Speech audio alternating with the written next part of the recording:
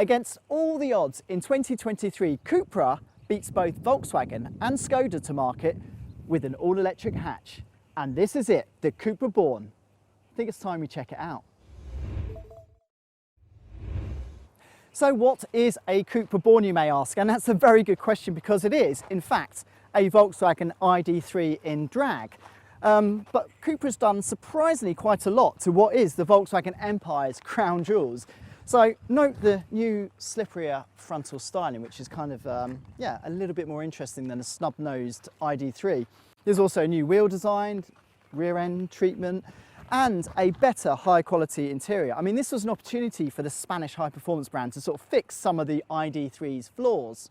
So like the ID3, the Born is available in 3 different battery packs. It's available the 45 kilowatt, a 58 kilowatt and a 77 kilowatt hour battery pack. Now the biggest battery provides for a range of up to 550 kilometers. Now this version here, this version is the most powerful 170 kilowatt version, but there's also one with 110 and 150 kilowatts. Now this one is pretty brisk. We've just driven it along some country roads, and it accelerates from 0 to 100 kilometers per hour in around 6.6 seconds, although top speed is limited to 160 kilometers per hour, but that's kind of not relevant to most of Australia. Now, the big problem with the ID3 and the big problem with the Born is things like packaging is always a bit difficult, because like the ID3, it packages its electric motor in the rear, which means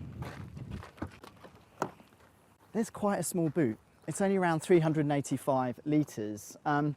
It's interesting because we drove the Renault Megane earlier this year, and that sort of packages its electric motor in the front because of boot space. Despite the smaller boot, inside, I'll quickly show you the back of here, there's actually space, Cupra says, equivalent to a mid-sized vehicle in a sort of segment above. But there is quite a high floor, so it doesn't quite feel it.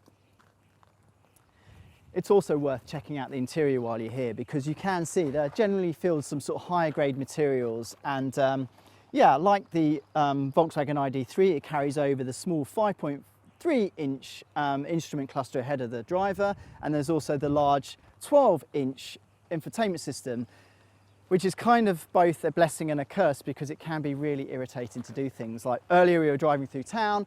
You've got Google Maps on, and to go into adjusted temperature, it just takes too long, it's too complicated, it needs to be simplified.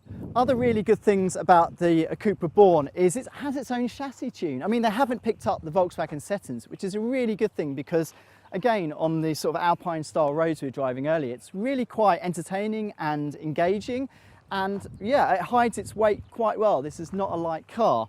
Now, we have driven this car before on carsales.com.au, and I insist, I demand you check our review out, but we're going to probably find out how much this is going to be priced very shortly, so stay tuned. But we think it's going to weigh in at around $65,000.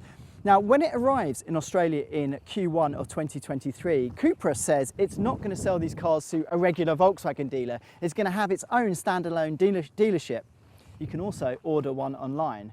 But yeah, let us know what you think. Would you have one of these over a Volkswagen ID3, which will probably rock up towards the end of 2023? I think it's a pretty stylish thing. I can imagine many people would buy it alone just because it looks cool.